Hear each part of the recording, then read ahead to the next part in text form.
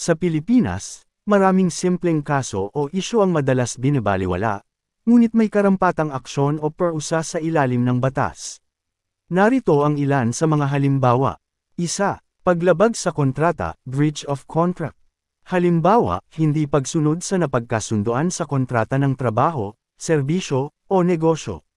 Batas na nauukol, Civil Code of the Philippines. Dapat gawin, maghain ng reklamo sa korte o sa barangay para sa mediation. 2. Cyberbullying at online defamation. Halimbawa, paninira ng puri o reputasyon sa social media. Batas na nauukol, Cybercrime Prevention Act of 2012, RA10,175. Dapat gawin, maghain ng reklamo sa National Bureau of Investigation, NBI, Cybercrime Division o sa korte. 3. Utang na hindi binabayaran. Halimbawa, hindi pagbabayad ng nautang sa pribadong individual o pautangan.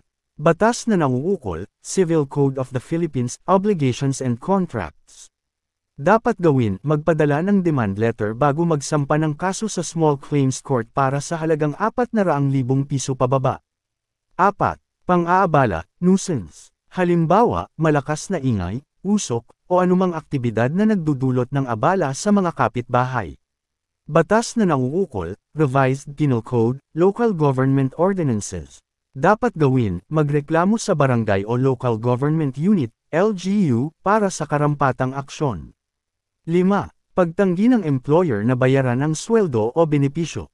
Halimbawa, hindi pagbabayad ng overtime pay, 13th month pay, o separation pay. Batas na nauukol, Labor Code of the Philippines. Dapat gawin, magreklamo sa Department of Labor and Employment, DULE. 6. Trespassing at illegal entry. Halimbawa, pagpasok ng walang pahintulot sa pribadong ari-arian. Batas na nauukol, Revised Penal Code, Article 280 Trespass to Dwelling. Dapat gawin, maghain ng reklamo sa barangay o sa pulisya.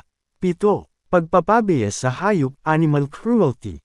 Halimbawa, pagmamaltroto, pagpapabiye, o pagpatay ng hayop ng walang dahilan. Batas na nauukol, Animal Welfare Act RA 8,485. Dapat gawin, maghain ng reklamo sa LGU o Bureau of Animal Industry, BAI. 8. Fake news o panloloko sa social media. Halimbawa, pagpapakalat ng maling impormasyon na nakakasira sa iba. Batas na nauukol, Cybercrime Prevention Act of 2012. Dapat gawin, i-report sa NBI o maghain ng reklamo sa korte. 9. Sexual harassment sa trabaho o publiko. Halimbawa, mga bastos na komento, pagmumura, o sexual advances. Batas na nauukol, Safe Spaces Act RA 11,313. Dapat gawin, magreklamo sa HR Department o sa Women and Children Protection Desk, WCPD, ng PNP. 10. Paninira ng ari-arian, malicious mischief.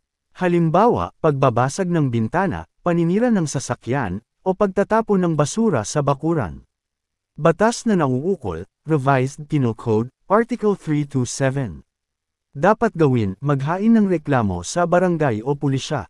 Bagamat ang mga kasong ito ay tila simple o maliit lamang, may karampatang aksyon ang pamahalaan upang maipagtanggol ang mga karapatan ng bawat individual.